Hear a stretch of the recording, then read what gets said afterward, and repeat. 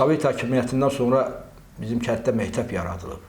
1924-cü ildə ilk sinif açılıb və cəmaət uşaqlarını orada iki otaqlı bir sinif otaqları yaradıblar və orada məktəb uşaqlara, kənddə olan uşaqlara dərs keçmək. Birinci, ilk dəfə 4 sinif olub ki, 1-dən 4-ə qədər onlar orada təhsil alıblar.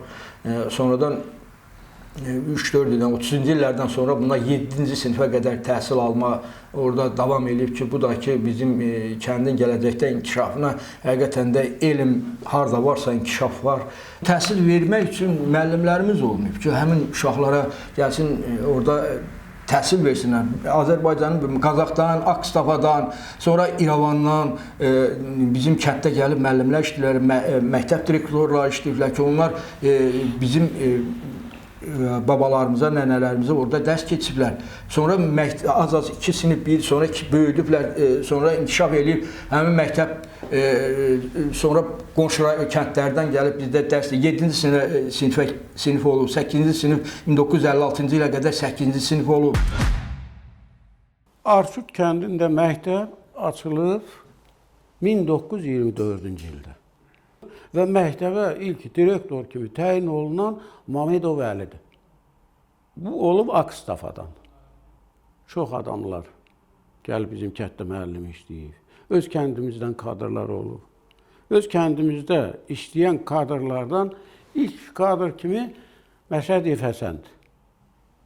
O vaxt 2 illik müəllimlər kursunu qutarıb,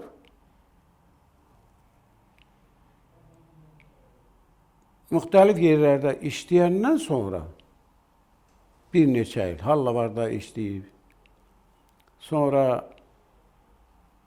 başqa Cəlaloğlu'nda işləyib, Qızıl Şəfəqdə işləyib orada və oradan da gəlib kənddə həm kənd soveti olub, həm də məktəbdə ibtidai sinifdə işləyib.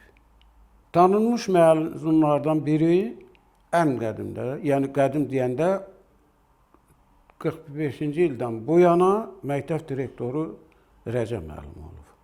Rəcəb müəllimə qədər İsmail Yusufoğlu olub məktəb direktoru. Sonra Qafar kişi olub. Yerevandan gəlib, kənddə işləyib. Kənddə işləyəndən sonra da elə kənd xoşuna gəlib, kənddən bir nəfərlə ailə qurub, məktəb direktoru olub.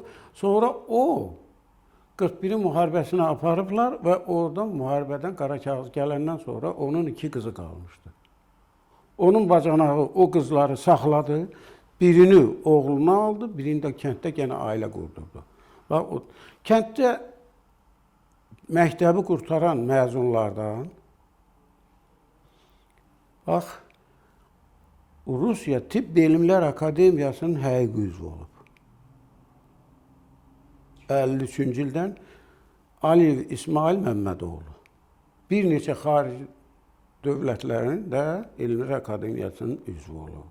53-cü ildən idi, 1900. İndi rəhmətə gedir, Allah rəhmət eləsin. Sonra Bakı Dövlət Universitetində Allahverdiyev Bayram professoru idi. Sonra Yolçiyev Allahyar Baxtiyaroğlu. Neft Kimya İnstitutunda professor idi, kimyaçı idi. Sonra Bəxtiyar müəllimin qardaşı Halay o vaxtki dövrdə Mərkəzi Komitədə Məktublar Şöbəsi müdürü idi. Bir neçə çağırış Ali Sovetə deputatı olub, Daşkəsəndə katib olub. Yəni belə. Sonra isə elmlər doktoru kimi yetişənlərdən Novruz həkim. Tibb elmlər doktorudur. Onun oğlu tibb elmlər doktorudur. Elmlər namizədinin saysa, bax, Oruç müəllim.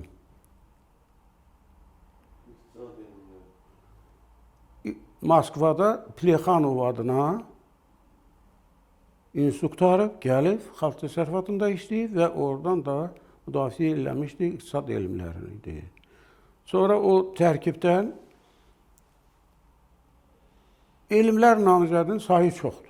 O akademikin uşaqları dediyim, onun 2 uşağı elmlər namizədidir. Osmanov Rizvan var, onun 2 qızı elmlər namizədidir. Mingəçevirdə Şükür doktor var, onun oğlu Şamil orada elmlər namizədidir. Yəni, bizim əhali nəyin nəticəsində bu səviyyəyə gəlib çıxıblar? Mən 1966-cı ildə qutarmışam orta məktəbi. 1963-64-cü ildən 88-ci ilə qədər ki olan o fasilə, mən deyərdim ki, Məktəblər Akademiyası olub. Təsəvvür eləyin ki, hər il ən azı daxil olanda 17-22 nəfər, 2 sinif olurdu, biri sanki ali məktəbə daxil olur. Bax, belə bir prinsipin əsasında qurulur. Kətdə bizdə təhsilə nəzarət çox güclüydür. Təhsilə nəzarət, məsələn, mən o dövrü nə ilə səciyyələndirirəm? Məktəbə direktor 61-ci ildə Aliyev Məhəmməd Abbasoğlu gəldi. 1-2 il o özünü puxtələşdirəndən sonra məktəbdə o cür yüksək səviyyəli intizam qurmuşdu ki, o intizam tək şagirdə qarşı yox, müəllimə qarşı idi da və kadrların toplanmasına qarşı idi. Bizdə xeyli müddət ixtisaslı kadrların çatışmazlığı var idi öz kəndimizdə. Amma o gələndən sonra daha öz kadrımız gedib başqa yerlərdə işləməyə başladı. Yəni, çox yüksək səviyyəli təhsil problemi qoyulmuşdu, təhsil səviyyəsi yaradılmışdı. Bizim kənddə kənd soveti kəndə rəhbərlik edib. Yəni, Sovet İttifaqı vaxtında kənd soveti rəhbərlik edib. Orada da yenə də bizim kəndin sakinlərindən var ki, onlar da kəndə rəhbərlik ediblər. Bunlardan, məsələn, bir neçələrinin adlarını çəkmək olar ki, məsələn, Qazının Rəsulu olub, Noyun Cabbarı olub. Sonra o Əşrəf müəllimin atası var idi, Nahaqa Bayram deyirdilər. O olub. Ondan sonra Hüseyin deyirdilər, Bayramov Məhəmmədin atası var idi. O işləyib. Sonra 1938-ci ildə kəndimizdə kolxoz qurulub. Kolxoz qurulanda oraya İsayev Oruc Cəbrailoğlu rəhbərlik edib. 38-dən 1956-cı ilə qədər və 2 dəfə də Ermənistan Ali Sovetinə deputat seçilib. 36-dan o 56-dan sonra, o rəhmətə gedəndən sonra onun qardaşı Mikail, İsayev Mikail Cəbrailoğlu o rəhbərlik edib. Sonra Əli Əliyev var idi, Ləzoğlu o rəhbərlik edib. Rəcəb müəllim rəhbərlik edib. Məmişov Məmiş Qasımoğlu o rəhbərlik edib. Ondan sonra Hayda Məmməd deyirik. Məmməd Gülməmmədoğlu, axırıncı kolxoz sədri Məmməd Gülməmmədoğlu olub. 1972-ci ildə bizim kənddə savxoz qurulub. Savxozda da artıq seçki yolundan yox, orada təyinatla olub. Təyinatda ilk dəfə də yenə də ermənini gətirib bizim kəndə savxoz direktoru təyin ediblər. Harutunyan Yerim olub, o orada savxoz direktoru olub. Bir müddətdən sonra Sarallı Əli var idi, Əli müəllim. O bizim kənddə gəldi, savxoz direktoru işlədi. Əlidən sonra yenidən Qarabağlı bir erməni var idi, Kopyan. Onu gətirdilər, bir neçə ildə o savxozumuza rəhbərlik edib, savxoz direktoru işləyib və nəhayət ki, ən axırıncı Bayramov Məhəmməd Hüseynoğlu bizim kəndim 1988-ci ilə qədər, o hadisələrə qədər kəndimizin savxoz direktoru işləyib və inkişaf da həmin dövrdə daha çox kənddə olub. Deməli, mən bu hakimiyyəti, kənddə idarəçiliyi dedim. İndi o dövrlərə qayıdım ki, burada bizim kitabda da öz əksini tapır. Pənbəh Mahalı 2-ci Dünya Savaşında Arçut kəndində heç demək olar ki, bir 100-150 ev olmuyor, 150 ailə olmuyor. Amma həddindən artıq hərbi xidmətə, yəni Böyük Vətən müharibəsinə çox artistliğini aparıblar. Bizim babalarımızı, bizim əmlərimizi, qohumlarımızı. Kənddə elə bir adam yox idi ki, onun qohumlarından, doğmalarından o Böyük Vətən müharibəsində iştirak eləsinlər. Bizdə dəqiq burada məlumat, dəqiq rəqəm var. Burada bu dəqiq istinad edilərək deyə bilərəm ki, 218 nəfər artistdən bu müharibədə iştirak ediblər. Onların da yarısından çoxu geri qayıtmayıb. Yəni o Böyük Vətən müharibəsindən geri qayıtmayıblar. Elə ailə olub ki, bir ailə təmiz quruyubdur. Orada kişi qalmayıb. Hamısını cavan yaşlarında, yəni hələ yaşını ötəndə 50 yaşından yuxarını da aparıblar ki, yəni bu türkdür, bunu aparsınlar, elə geçsinlər erməninin yerinə də onlardan aparıblar və onların da çoxu müharibədə qaldı, qayıtmadılar. Qayıdanların da bir çoxları, geri qayıdanların da bir çoxları bir qolunu itirmişdi, bir ayağını itirmişdi, invalid formasında. Yəni demək olar ki, yarı-yararsız qayıtmışdı və kəndin təzahürü ondan başladı, tənazülü ondan başladı ki, kənddə inkişaf dayandı, artım dayandı. Kişilərin bir çoxları Böyük Vətən müharibəsində canını qurban verdilər ki, hansı ki o dövlətə ki arxalanırdılar, deyirdilər ki, bu dövlət bizi qoruyacaq. Bu dövlət də həmin bizim insanları, bizim o vətəndaşlarımızı, babalarımızı Böyük Vətən müharibəsini apardılar və oradan qayıtmadılar. Kəndin vəziyyəti o vaxtları həqiqətən də çox acınacaqlı idi, inkişaf yox idi. Kənddə əsas gəlir mənbəyi nə idi? Kənddə o vaxtı formalaşan yer müəyyən hissələri idi, kəndin orta hissələri idi ki, orada əsas cəmləşmişdi, insanlar orada yaşayırdı. Məsələn, çayın iki tərəfi, bizim kənd bildiyiniz kimi iki tərəfə ayrılırdı. Həm o toy, bu toy, yəni o tay, bu tay.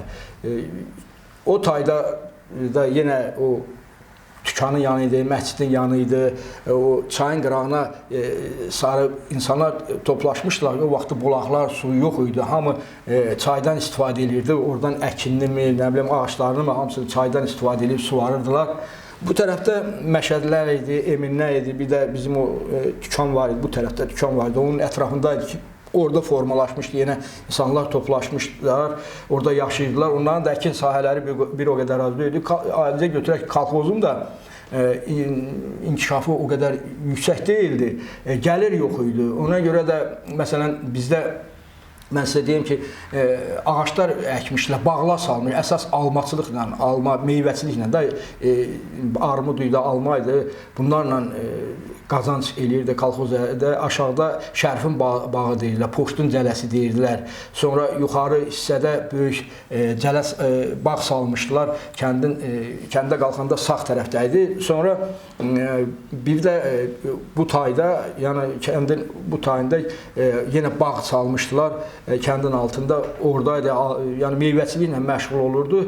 Sonra Rəcəb müəllim rəhmətli hakimiyyətə gələndə, kolxoz sədri işləyəndə kəndi fermanın altında armudluq deyilən bir yer var idi. Ona da biz dınqaran deyirdi. Yəni onu elə deyirəm ki, hamı bilsin ki, söhbət nədən gedir. Həmin o armudluğu da Rəcəb müəllimin vaxtında salınmışdı. İndi baxın ki, kənddə suvarma yox idi. Həqiqətən də o bağları salanda bundan fikirləşmişdilər ki, bağları nə ilə sulayacaqlar və bu suyu hardan almalılar. Ona görə də böyük zəhmət hesabına, kəndlilərimizin, o cəmaatın böyük zəhməti hesabına, hələ ondan qabaq deyim ki, kolxozun öz maliyyəsi hesabına kəndin ortasına 3-4 dənə bulaq, indi kənddə yaşamışsınız, siz də görmüşsünüz, 3-4 dənə bulaq salmışdılar. Təmrəzin Yuvanın evinin yanındaydı, Rəhim kişi var idi Poçtun altında, onun evinin yanındaydı, İbrahim Xəlil kişi var idi, onun evinin yanındaydı, bir də o Çaxraq tərəfdə Süleyman kişi var idi, onun evinin yanındaydı ki, onu Ağqayadan gətirmişdilər həmin sunu.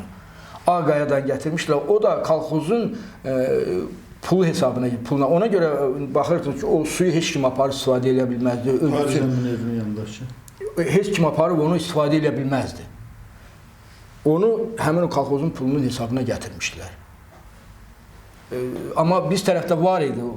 Pariz Əmgilin evinin altında, Mürsəli müəllimin evinin altında var idi həmin bulaqda. Onlar öz sularını çəkmişdilər, orada qoymuşdular, o sulardan istifadə edirdilər. Mən onu demək istəyirəm ki, həqiqətən də kənd çox kasıb idi. Mən o suvarma şeyinə gəlim.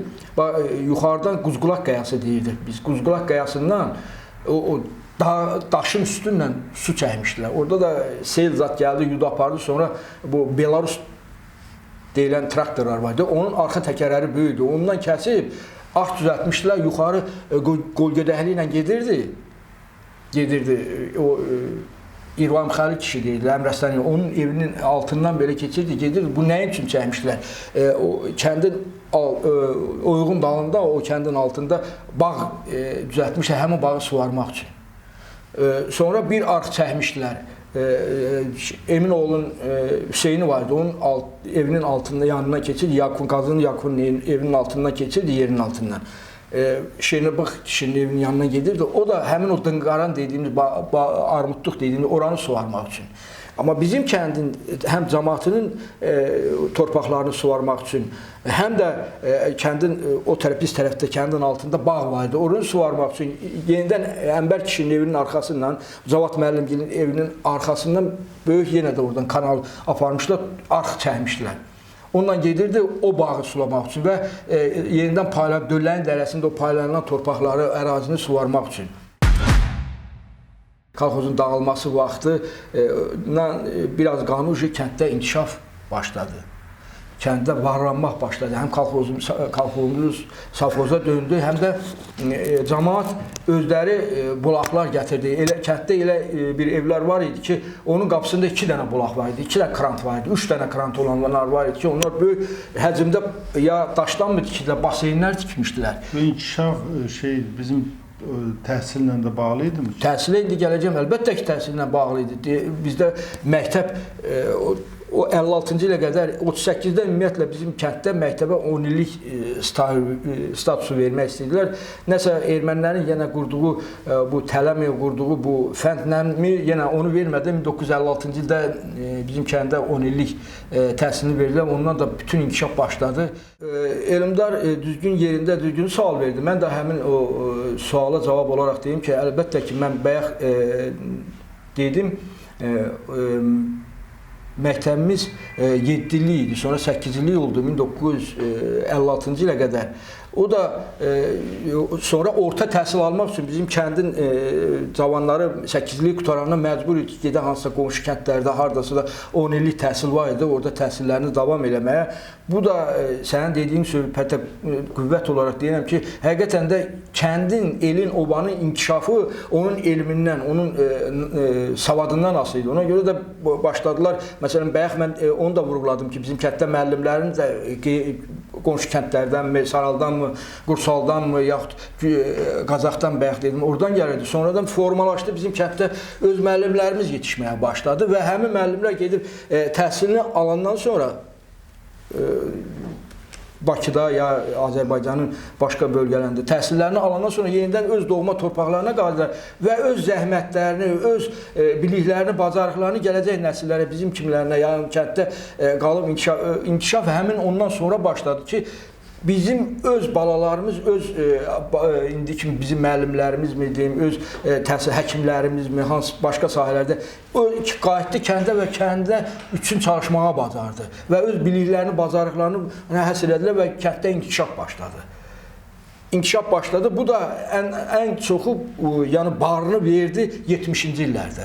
O məktəbi qutaranlar hansı ki gəldi 56-cı ildən sonra 60, bunlar da təhsil alıb qayıdığında bu 60-cı illərin axırı və 70-ci illərdə, 60-cı illərdən başladı, müəllimlər gəldi, təhsilini, ondan sonra kənddə inkişaf başladı. O maraqlı olardı ki, o zaman elə o devirdə təhsil alanlar, oxuyanlar kimlər olubdu? Müəllimlərimiz kim olubdu ki, o devirdə bizdə inkişaf başlayırdı. O da onları bir tərifi kimi biz bilərik. Müəllimlərimiz, mən deyim, müəllimlərimizin elə əzbərdən deyə bilərəm ki, məsələn, öz təhsil alıb, gəlib təzə öz torpağımız üçün, məsələn, Rəcəb müəllim, Mürsəli müəllim, Məhəmməd müəllim direktor işlədi, Rəcəb müəllim, İsmail müəllim var idi, sonra Məsim müəllim, Vəkil müəllim, Şəmslan müəllim, Cavad müəllim, Lətin müəllim, Aliyev Məmməd, Aliyev Əhməd, Aliyev Hüseyn, Xatalı müəllim, Nüsrət müəllim, Qiyas müəllim, Çəltikü Məmməd, Rəşid Süleymanov, ondan sonra Qədim müəllim, Dilqan müəllim, Sayat müəllim, o biri Nəbiyev Sayat, Həsrət müəllim. İndi mən sizə onu da deyim ki, bizim kənddə məcbur idilər ki, rus dilində tədris eləmək üçün. Rus dilini öyrənmək bizə məcbur idik. Kənd, məsələn, Sovet İttifaqının nəzdində idi. Bizim tədrisi Kiravakandan mı, yəni Böyük Qara Kilsədən gələn müəllimlər bizə tədris edirdi rus dilini. Sonradan bizdə rus dili müəllimlərinin sayı o qədər idi ki, onlara dərs tapıb verə bilmirdilər. O qədər inkişaf elədi. Məsələn, mən deyim, Cavad müəllim idi, Gülavər müəllim idi, Həsrət müəllim idi, Lətin müəllim idi, Süleymanov Rəşdi idi, Həsrət müəllim idi. Sonra Zahid Canayev gəldi, rus dili müəllimi. O Qasımov Rəşid idi, Süleymanoğlu. Onların hamısı Arif müəllim Məmişov rus dili dərsi idi. Bunlar gör nə qədər oldu ki, artıq dərs tapıb onlara rus dilinin dərsini bölə bilmirdilər. Mən hələ rus dilini qoyum o tərəfə, başqa sahələrdə də riyaziyyat müəllimləri artdı. Qədim müəllim, Nüsrət müəllim, Qiyas müəllim, qabaqdan vəkil müəllim, belə Məsi müəllim də deyirdi riyaziyyat dərsini. Sonradan bu müəllimlər gəldi, Nüsrət müəllim. Bunlar başladı biologiya onu kimi, kimya onu kimi, ədəbiyyat müəllimlərimizdən, məsələn, Məhəmməd müəllimin özü deyirdi, Məmməd Alıoğlu, ondan sonra Məhərrəm müəllim Orucov, onlar dil ədəbiyyat müəllimi idi, onlar dil ədəbiyyat dərsi deyirdi, coğrafiya onu kimi. Hər bir sahədə artıq inkişaf başladı. Tam ali təhsili qurtarmış. Tam onların hamısı tam ali təhsilli idi. Və mən də onların bir çoxlarından ölənlərə Allah rəhmət, indi Allah bütün müəllimlərimizin hamısına Allah rəhmət eləsin. Qalanlar barmaqla sayılasıdır. Bir neçə müəllimimiz qalıb ki, onlar da barmaqla sayılasıdır. Allah onlara da can sağlığı versin. Biz bugün, mən özüm də deyirəm, bütün elimiz, obamız həmin o müəllimlərə borcludur ki, biz nə nailiyyətlər əldə eləmişik. Alimlərimiz də, generalımız da, ondan o həkimlərimiz də, bütün sahələrdə iştirak edən bütün hamımız biz o müəllimlərimizə borcluyuq. O müəllimlərimizin sayəsində bugün gəlib bu efirdə onların verdiyi o biliyin, o zəhmətin sayəsində danışa bilirik və onlara sözümüzü deyə bilirik. Mən deyim də, yenə gəlim, qayıdım o şeyə ki, həmin o inkişaf kəndin bilirsiniz, cavanlarını da başladı çəkməyə. Kənddə dolanmaq asan idi, pul qazanmaq asan idi. Hər kəs öz sahəsində, əkin sahələrində o qədər inkişaf elədi ki, kolxoz da artıq baxdı ki, almadan bir gəlir yoxdur. Heç qazanc əldə eləyə bilmir sovxoz. Sonra o aşağı poçtun cələsindən, Şərifin cələsindən oradan çəkdilər. Böyük nasos stansiyası qoydular. Yuxarı kana vurdular suyu, onunla başladılar o tərəfə, Oyğun dalı tərəfinə kələm əkdilər, çuğundur əkdilər, ya başqa şeylər inkişaf elədi və biz tərəfdə də cəmaət özü kələmlə inkişaf başladı, inkişaf eləmək. Həqiqətən də kələm bizdə bir, necə deyim, bir brend idi. Arçudun kələmlə bütün o ərazidə bunu təvəzzükarlıq olmasın, yəni qonşu kəndlər də bunu inkar eləyə bilməz ki, bizim qonşu kəndlərini kənd cəmaatına baxıb alma bağını ləğv edib. Hamısını ləğv elədilər. Bəli, hamısı kolxozun özü də nə səmərəli idi, nə gəlir gətirdi, o sahəyə getdi. O sahəyə getdi və onu da sizə deyim ki, bax, Eldar müəllim, mən onu da sizə deyim ki, bizim kəndin ümumi inzibati ərazisi 2800 hektar olub. 2800 hektar. Bizim kənd çox dağlıq zonada yerləşirdi. Bütün dağa sökəlmiş dağını, hər yer dağlıq idi. Sonra da bir hissəsinə də meşəlik saldılar. Bu da 90 hektara bağ idi. Bir şeyinə də meşəlik saldılar. Əkin sahələri, örüş yerləri də yox idi. Məsələn, dağlarda gedib bizim malımız, qoyunumuz dağlarda gedib tutarırdı. Bilirsinizmi? Hələ indi mən deyəndə çoxları Azərbaycan, biz onsuz da deyəndə gülürlər, şeylər. Bizdə məsələn iri dırnaqlı malların ayağına nal vururdular. Çox daşlıq idi o dağlarımız. Orada mallar gedib, orada məsələn örüşlərdə otlayan, onların dırnaqlarını daş yeyirdi və ona da məcbur idilər, onları ayaqlarına nal vururdular. Bu məsələn nalbəndlər var idi, 3 qardaş var idi. Tapdıq, Vəkil, bir də Sadıq. Onlar düşürdü həm bizim malların ayaqlarına, həm də Qoşkəxan, Gözəldərənin, Saralın, Qursalının, Hallavarın, bunların da malların ayaqlarını gedib nallayırdılar. Onunla da pul qazanırdılar. Yəni deməyim odur ki, məsələn, əkinə yararı sahəsi 2400 hektardan əkinə yararlı, yəni 240 hektar əkinə yararlı idi. 90 hektarı bağ idi. 90 hektarı bağ idi. Sonradan kənd inkişaf edildi, savxoz inkişaf edildi. Məsələn, 800 baş iri mal var idi. Onun 250 başı sağlam. Kəndlinin yoxsa hökumətin? Hökumətin, hələ mən kəndliyə gələcəm. Hökumətin, savxozun. İşçi, məsələn, savxozda 150 nəfər işləyirdi. Məsələn, kənd axır vaxtı ət planı 15 ton, ildə 15 ton ət planı verirdi. Yun 3 ton verirdi ildə. Süd gündəlik 2800 litr süd verirdi. Kənd əhalisinin sayı inkişaf elədi, bilirsinizmi? İndi bizim qonşu kənd var idi, Saral bizlə üzbəyiz. Saral da çox qədimi kəndlərdən biridir. Bizim kəndlə inkişaf edən kəndlərdən biridir. Amma Saralın həm inkişaf sahəsi, o tərəfi, bu tərəfi orada lağım partladılar, o tərəfə sökənirdi, bu tərəfi də Qursalının ərazisinə sökənirdi.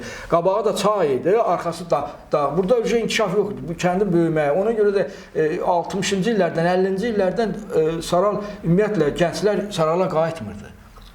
Hamısı qalırdı Bakıda, ya hansı Azərbaycanın, bizim ana vətənimizin müəyyən bölgələrində qalırdılar, orada yaşayır. Amma bizim kənddə həm inkişaf var idi, həm gəlir var idi. Ona görə də oxuyan da, məktəbi qutaran da, qutarmayan da, orta məsələn texnikumdan uçuş qutaranlar da hamısı geri qayıdır, gəlir kənddə işləyirdi. Ya Böyük Qara Kilsə dediyimiz yerdə işləyirdi. Mən indi onu da vurğulayım ki, biz Böyük Qara Kilsə deyil, Böyük Qara Kilsə deyəndə sonradan adını dəyişdilər, Kiravakan qoydular. Kiravakan o qədər də böyük, belə qədimi statusa malik olan yer deyildi. Çox qədim, Hamamlı Kiravakanın qədimdir.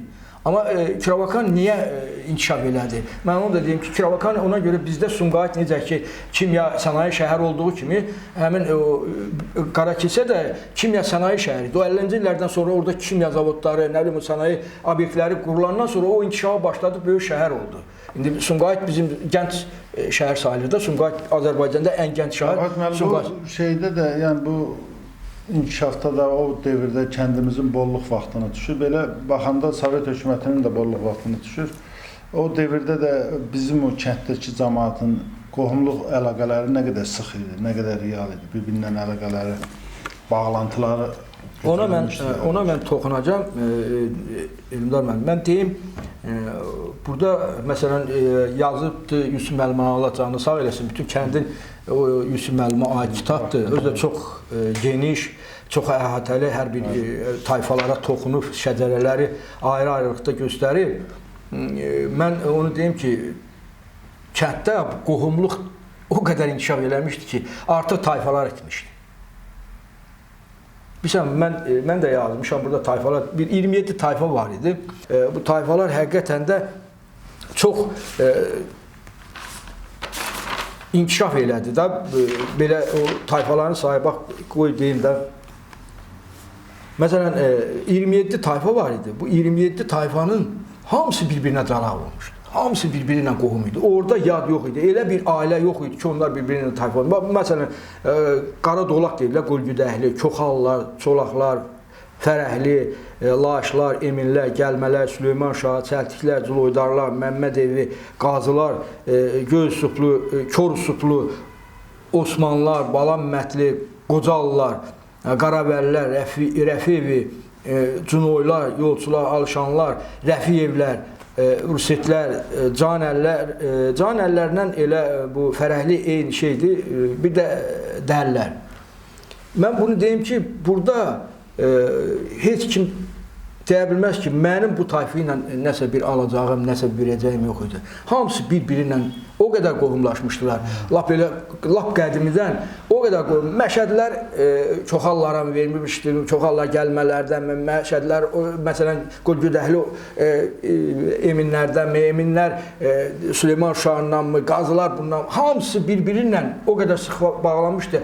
Artıq mən onu deyə bilərəm ki, öz də qürurla deyə bilərəm ki, orada bu tayfalar artıq yox idi. Bir dənə var idi, Arçu deli.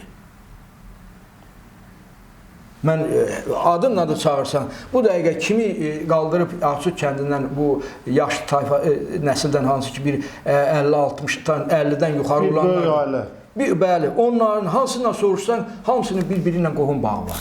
Hamısı bir-biri ilə qohumlaşmışdı.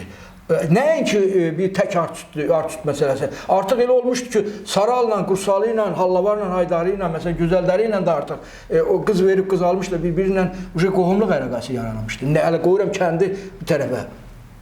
Bugünkü gündə də Bakıda bizim birliyimizin elə səbəbi. Bəli. Bizim bugün Bakıda formalaşma, tək Bakıda yox, Bakının Azərbaycanın rayonlarında da var ki, bizim elimizdən, obamızdan orada formalaşırlar. Onların bir adı, bir etiketi var, bir etalonu var, əlində bir kartı var. Necə ki, bizim bir əlimizdə şəxsiyyət vəsiqəsi var ki, orada yazılı Azərbaycanlı. Onların da bir vəsiqələri var, o da ki, Artut eli. Bundan gözəl nə ola bilər ki? Ona görə də biz bugün qürurla, fəxrlə deyə bilərik ki, biz elimizlə fəxr edirik, bizim elimiz var olsun ki, doğrudan da bunlar bu birliyi, bu qohumluq əlaqələrini, bu gözəlliyi bugün də qoruyub saxlayırlar. Bugün, sabah da onu gələcək nəsillərə ötürəcəyik biz bunların hamısını. Onun üçün bizim əsas məqsədimiz, məramımız budur ki, biz bu gözəlliyi, mən bayaq da öz danışığımın əvvəlində də dedim ki, biz bunu elə eləyək ki, indi elə bir vaxtdır, elə bir zamanədir ki, kompüter zamanəsidir. Bu hamı bu ekranlara, kompüterə, yaxud televiziyalardan götürür nəsə. Kitab oxuyan yoxdur. Kitabı vərəqləyən yoxdur. Biz də bunları ən azından bizim obalarımıza, gələcək nəsillərimizə aşinalayaq ki, onlara deyək ki, balalarım, biz nəyi qoyub gəlmişik? Baxın, elə bir qiymətli varlığım, elə bir qiymətli yerimizi, belə canımızı qoyub gəlmişik ki, əziyyətlərə dəyər vermək lazımdır. Bəli. Elə ona yetsin. Ən azından biz də gedib o yerləri təzədən görə bilməsək, ola bilər ki, gördük, görə bilməsək, amma siz elinizə, obanıza, vətəninizə və doğma kəndinizə sahib çıxın. Elə bir yerdir ki, elə bir bölgə, elə bir şeydir ki, onu heç vaxt unutmaq olmaz. Bir kəlmə ilə demək olar ki, Artut eli tayfası. Bəli, bir tayfamız var. Hamısı bir tayfa. Artut eli. Deməli, kəndimizin inkişafı bu 70-ci illərdən sonra daha da vüsət aldı və inkişaf elədi. Savxozumuz milyoner savxoz oldu. Ümumiyyətlə, Respublikada bir neçə keçici bayraqlar da aldı. Həm kəndimiz inkişaf eləməyə başladı, həm də kəndin sakinləri öz təsərrüfatlarıyla, məsələn, götürək, savxozun heyvanları inkişaf elədi. Savxozda, məsələn, deyim ki, məsələn, 850 baş iri boynuzlu mal var idi. Ondan sonra götürək ki, onun sağmal malı 1800 kiçik dırnaqlı heyvan vardı, yəni qoyun var idi. O cümlədən də indi kəndimizi götürək, kəndimizin özündə də inkişaf başladı. Kəndimizin özündə də inkişaf başladı. 4-5 dənə sürü var idi. 2 dənə sürü kəndin bu tərəfində idi. 3 sürü də bu taydaydı. Onların da hərəsində 1000-1500-ə yaxın heyvan olurdu. Təsəvvür eləyək ki, bu 2800 hektarı olan bir kəndin, 2800 hektar olan bir kəndin əkin, bu örüş sahələri nə qədər ola bilərdi? Onun kəndin elə yerlər meşə salmışdılar, artıq oraya da qoymurdular heyvanları otarmağa, bu tərəfə də qoymurdular və ondan sonra da bu xırda dırnaqlı heyvanların həm gedib yuxarı, kəndin yuxarı hissəsində, dağlarda otarılmağı, sonra 1-2 ay olurdu ki, bu biçindən toplanandan sonra kəndi, ondan sonra buraxırdılar, 1-2 aylığına kəndin heyvanları, o da birinci savxozun heyvanlarını buraxırdılar. Oranı düzləyəndən sonra kəndin heyvanı gedirdi, orada da o dağları, dırnaqlarında yox eləmişlər, orada ot bitmirdi, otun hamısı yeni, ona görə də kənddə yağış, güclü yağışlar yağında böyük sellər olur. 1-2-3 dəfə bizim kəndə körpü çəkdilər, körpünü sel apardı. Sonradan bir də məcbur oldular da, artıq orada uçurum bir hala düşmüşdü, məcbur oldular kəndin yuxarı o Əhbər əminin yanından artıq yol çəkdilər, Qumsağın bulağının yanından gəldi, oradan keçdi. Yəni bu da həqiqətən də baxırdım ki, bu kənd indi baxırsan, bax bu gün baxırıq bizdə bu internetlə də əldə edirik.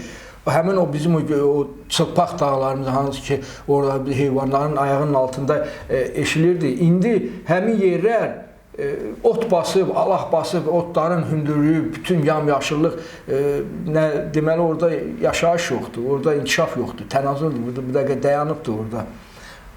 Mən yəni bu vüsət, bu inkişaf o dərəcəyə çatırdı. Cəmaatımız da dedi, bərək Allah. Deməli, biz ağ günə çıxdıq, indən belə yaşayacaq, özümüz üçün şərait kəndi inkişaf elədi. Kəndin hesabımızı götürün ki, kəndin bu başından o başına 2500 metr, 3000 metr, yəni 3 kilometr uzunluğu var idi başda. Əyağından başınacan. Eni də elə 1 kilometrdən çox idi, kilometr yarımdan çox idi belə, eni də. Siz hesabınızı götürün, bu nə boyda kənd idi. Kənd artıq, mən onu da deyim ki, kəndimizə qəsəbə adı vermək istəyirdilər. O vaxtı mən Məhəmməd müəllim rəhmətli bizim məktəbimizin direktoruna onunla söhbət edirdi. Onda vurğuladı ki, bir neçə dəfə bizə müraciət elədilər ki, kəndimizə qəsəbə adı versinlər. Böyümüşdü, inkişaf eləmişdi. Amma bir şərtlə vermək istəyirdilər ki, ermənilər o özlərinin erməni xislətini yenə irəli sürərək demişdilər ki, kəndin o, mən bayaq vurğuladım, armudluğun altında böyük sahə, gümüş hərəm var idi. Bax, orada sahə var idi. O İrvanın kişinin qəbrinin bu tərəfi, eminlərin qəbristanlığı var idi orada. Onun bu tərəfində onlar istəyirlər erməniləri oraya köçürsünlər. Orada böyük bir ərazidə kənd kimi salsınlar və bizim kəndin tərkibində o bizim kəndə şey versinlər.